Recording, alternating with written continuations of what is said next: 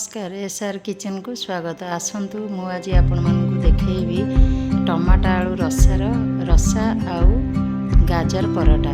टमाटा आलू रसा पई आमे वर्तमान रेडी करिबा आलू रसा।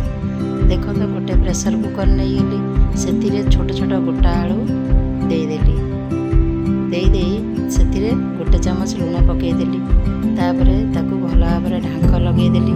ढांक लगे 2 ରୁ 3ଟି सीटी देदेली, तापरे से आलू को आमे ठंडा कर नहीं जिबा। सिझी गला परे ठंडा करी भल भाबरे आलूर चोपा छड़े नहीं जिबा। देखो वर्तमान आमे आलू को भाजीबा। सेतिरे गोटे कड़ाई बसेली, सेतिरे 2 चामच तेल देदेली। तेल दे से सिझा कि जो आलू थिला मु चोपा छड़े की रखी से आलू को वर्तमान आमे कड़ाई रे पकई नबा। से आलू को पकई नेले सेथिरे आमे हलदी गुंड आउ लंका गुंड देदेबा। दे ताकू भल भाबरे भाजी नबा आलू को। देखंतु मु आलू को भल भाबरे भाजी नेली, लाल लाल हवा पर्यंत भाजी नेली। से आलू तापरे भाजी गला परे आलू को कड़ाई रु काढी नबा। काढी नै गला परे तार मसला आमे वर्तमान बनैबा। सेतिरे 2टी तेजपत्र पकई देली, तापरे सेतिरे पियाज काटी की रखी देली पकई देली। देखो पियाज को भल भाबरे पुणी एना भाजी लगा। गोटे मिनिट पर्यंत पियाज को भाजी नबा। पियाज पूरा लाल लाल हो गला परे पर्यंत पियाज आमे भाजी नबा।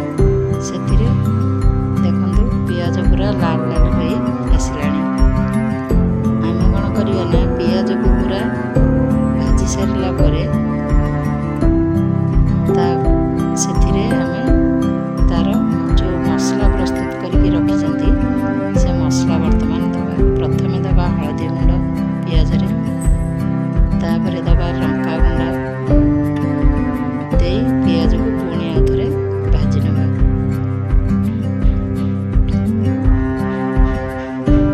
भाजी नहीं सारला परे देखंतु पियाज पूरा रेडी हो गला। तापरे मु 2 चामच मसला पियाज रसुण बटा अदा बटा मु दे देली। सेतिरे मु आगुरु पकई देइथिली जीरा गुंड, धनिया गुंड, गोटा मसला पकईकी मसलाटी मु बनईथिली। सेतिबे सेरा एठी आउ पकईली नाही। तापरे अल्प किछि पानी दे देली। पानी दे ताकू पुणी 1 मिनिट पर्यंत ताकू छाड़ी दबा मसला हवा पर्यंत। तापरे सेतिरे लूण पकई दबा। लूण पकई देकी पुणी मसला को आउ थरे आमे कसी नबा। भल भाबरे कसी नेला परे ताकू पुणी 1 मिनिट पई टिके ढांक लगई दबा। देखंतु 1 मिनिट परे हमरो मसला कषा हो गला।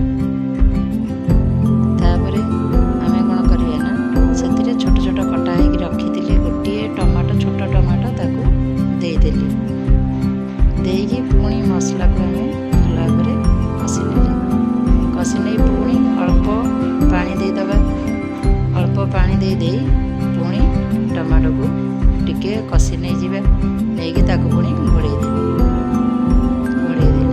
देखो 1 मिनिट में ताकू घोड़े देली। आपन मोर रिक्वेस्ट मोर एसआर किचन को लाइक करिवे, शेयर करिवे, सब्सक्राइब करिवे। आपण मानकु मोर एतिकी अनुरोध रहिला। देखंतु मोर मसला पूरा रेडी हो गला। टमाटो पूरा मसला संगरे मिसी गलानी। ताकू पूरा मिसई देकी तापरे आमे कोन करिया ना मसलाटा हो गला परे सेतिरे जो भाजी की रखी दिली जो आलू आगे आमे बड़ साइज रो 3टी टमाटो मु काटी की रखी छी। कारण जेहेतु एटा आलू टमाटो रसा सेतिबे एई टमाटो को बड़ बड़ साइज करी काटी की रखी दिली दे देली। तापरे भजा आलू को दे देली। देखो सब जेकोसी तरकारी आपण माने करिवे सेतिरे आलूटा को टिके भाजी नेबे। भाजी नेले कोन हबो कि तरकारी रो फ्लेवर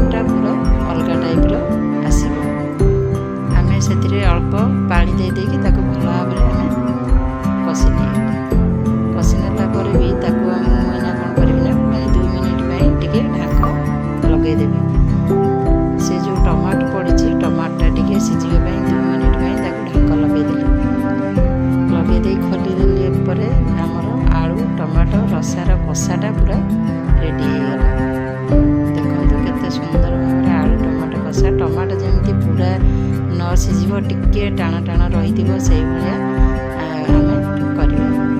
ତାପରେ ମୁଁ ଗରମ ପାଣି ରଖିଥିଲି, ଆମର ଯେତିକି ଖାଇବା ଅନୁସାରେ ସେଇ ଆଳୁ ଟମାଟର କଷାରେ ଆମେ ସେ ଗରମ ପାଣି ଟିକେ ଦେଇଦେଲି। ସେ ପାଣିଟି ଦେଇଦେଲା ପରେ ତାକୁ 1 ମିନିଟ୍ ପାଇଁ ଟିକେ ଫୁଟିବାକୁ ଛାଡ଼ିବା ହାଇ ଫ୍ଲେମ୍ରେ।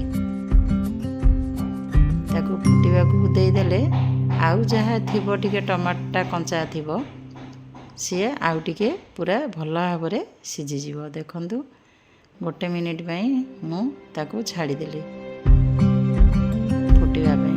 ସେଥିରେ ଆମେ ହେଇଗଲା ଆମର ଆଳୁ ଟମାଟୋ ରସା। ସେଥିରେ ଧନିଆ ପତ୍ର ଆମେ ଦେଇଦେବା। ଧନିଆ ପତ୍ର ଦେଇଦେଲା ପରେ ଆମର ପୁରା ରେଡ଼ି ହେଇଗଲା ଆଳୁ ଟମାଟୋର ରସା। ଦେଖନ୍ତୁ ତାପରେ ଆମେ ସେପଟରେ ଆମେ ବନେଇ ନେବା ଆମର ଗାଜର ପରଟା। ତା ପାଇଁ ଦେଖନ୍ତୁ ଗାଜର ପରଟା ପାଇଁ ତାର ପ୍ରଣାଳୀ।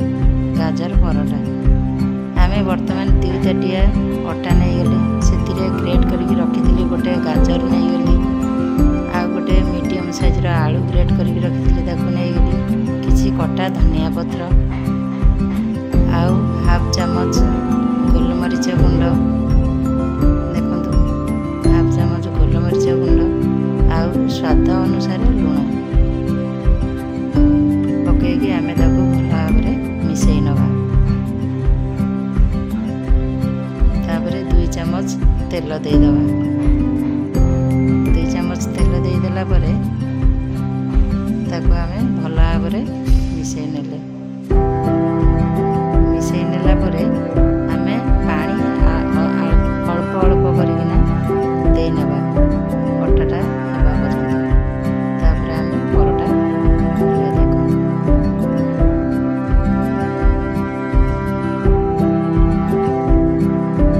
ଆମେ ବର୍ତ୍ତମାନ ପରଟା ବନେଇଦେଲେ ଚାଲନ୍ତୁ। ଦେଖନ୍ତୁ ଆମେ ଭଲ ଭାବରେ ଗାଜର ପରଟା ବନିଗଲା ଆମର। ବନି ସାରିଲା ପରେ ଆମେ କ'ଣ କରିବା ନା ବର୍ତ୍ତମାନ ପରଟାକୁ ବଟରରେ ସେକିବା। ଆମେ ଗୋଟେ ତାୱା ଗରମ କରିକି ବଟର କିଛି ମାରିଦେଲେ ସେଥିରେ ଆମେ ପରଟା ଦେଇଦେଲେ, ତା ଉପରେ ପୁଣି କିଛି ବଟର ଆମେ ଦେଇଦେବା। ଦେଇକି ପରଟାକୁ ତଳ ଉପର କରିକି ଆମେ ତାକୁ ଲାଲ ଲାଲ ପର୍ଯ୍ୟନ୍ତ ସେକି ନେବା। ଏହି ପରଟାଟି ଦେହ ପାଇଁ ବହୁତ ହିତକାରକ, କାରଣ ଯେହେତୁ ଗାଜର ପଡ଼ିଛି, ଆଳୁ ପଡ଼ିଛି, ଧନିଆ ପତ୍ର ପଡ଼ିଛି, ଅଳ୍ପ ବଟରରେ ପରଟାଟି ତିଆରି ହେଉଛି, ବେଶୀ ତେଲ ସେଥିରେ ରହୁନି, ସେଥିପାଇଁ ଦେହ ପାଇଁ ବହୁତ ବଢ଼ିଆ। ଏ ପରଟାଟି ଖାଇବାକୁ ବି ବହୁତ ଟେଷ୍ଟି ଲାଗିବ।